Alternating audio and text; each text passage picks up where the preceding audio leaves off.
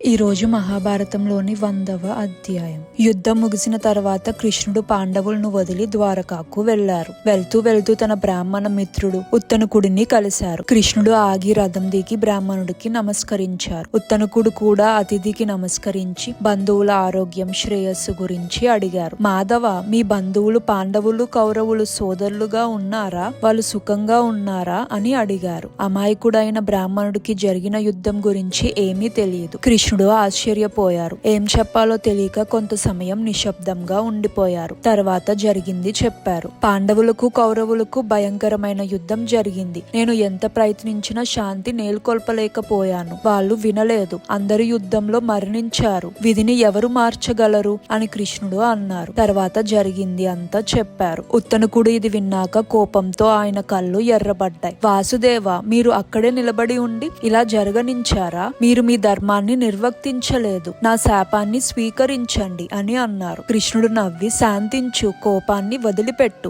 నీ తపస్ఫలితం ఇలా వృధా చెయ్యకు. నేను చెప్పేది విను, తర్వాత నీకు ఏం కావాలంటే అది చెయ్యి అని అన్నారు. కృష్ణుడు కోపంగా ఉన్న బ్రాహ్మణుని శాంతిపరిచి తన విశ్వరూపాన్ని చూపించారు. నేను లోకాన్ని రక్షించడానికి, ధర్మాన్ని నెలకొల్పడానికి వివిధ శరీరాల్లో జన్మిస్తాను. నేను ఏ శరీరంలో జన్మిస్తే నేను అదే విధంగా ప్రవర్తించాలి. నేను దేవుడిగా జన్మిస్తే దేవుళ్లాగా ప్రవర్తిస్తాను. యక్షుడిగా రాక్షసుడిగా జన్మిస్తే వాళ్ళలాగా ప్రవర్తిస్తాను. మానవుడిలా జంతువులాగా జన్మిస్తే వాళ్ళలాగా ప్రవర్తిస్తాను. నేను కౌరవుల నిర్ణయాన్ని మార్చడానికి ఎంత ప్రయత్నించినా వాళ్ళు వినలేదు. వాళ్ళు గర్వంతో అధికారంతో నా మాట వినలేదు. నేను వాళ్ళని భయపెట్టడానికి ప్రయత్నించాను. అది కూడా విఫలమైంది. నా విశ్వరూపాన్ని చూపించాను. అది కూడా వాళ్ళని మార్చలేదు. వాళ్ళు తప్పు మార్గంలోనే నడిచి నాశనం అయ్యారు. బ్రాహ్మణ, నీవు నా మీద కోప్పడవలసిన పని లేదు అని అన్నారు. కృష్ణుడు వివరణ విని ఉత్తనకుడు శాంతించారు. కృష్ణుడు సంతోషించారు. నేను నీకు ఒక వరం ఇవ్వాలి అని అనుకుంటున్నా. నీకు ఏం కావాలి అని కృష్ణుడు అడిగారు.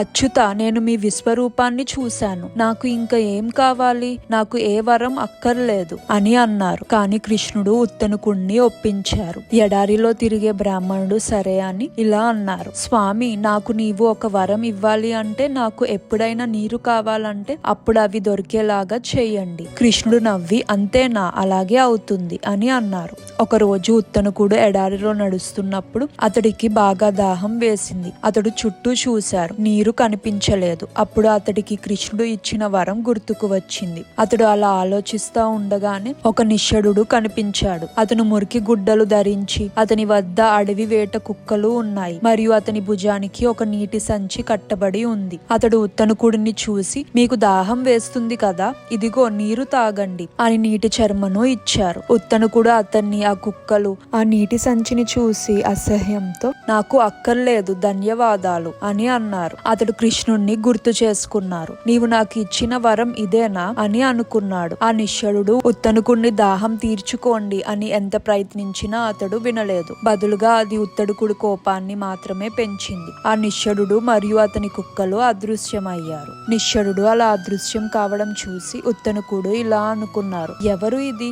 ఆయన నిజంగా నిశ్చరుడు కాదు. ఇది ఒక పరీక్ష.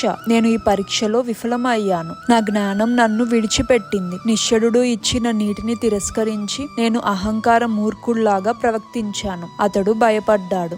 కొంత సమయం తర్వాత మాధవుడు అక్కడికి వచ్చారు. పురుషోత్తమ, నీవు నన్ను ఇలా పరీక్షించడం సబమా? నేను బ్రాహ్మణుణ్ణి కదా. నాకు అంత్యజుడు అపవిత్రమైన నీరు ఇవ్వడం నీకు న్యాయమా? కృష్ణుడు నవ్వి, ఉత్తనక, నీ కోసం నేను ఇంద్రుణ్ణి అమృతాన్ని తెచ్చి నీకు నీరుగా ఇవ్వమని అడిగాను. అమృతాన్ని మానవులకు ఇవ్వలేను అని ఇంద్రుడు అన్నారు. కాని నేను అతన్ని ఒప్పించాను. అతడు ఒక షరతు పెట్టారు. నీవు చండాలు నుండి నీరు తీసుకుంటే అప్పుడు అమృతాన్ని నీరుగా ఇస్తా అన్నాడు. నీవు అంత జ్ఞానం సంపాదించావు, నీరు తీసుకుంటావు అని నమ్మి నేను అంగీకరించాను. కాని నీవు అలా చెయ్యలేదు. నేను ఇంద్రుడి చేతిలో ఓడిపోయాను అని కృష్ణుడు అన్నారు. ఉత్తనకుడు తన తప్పు గ్రహించి సిగ్గుపడ్డారు.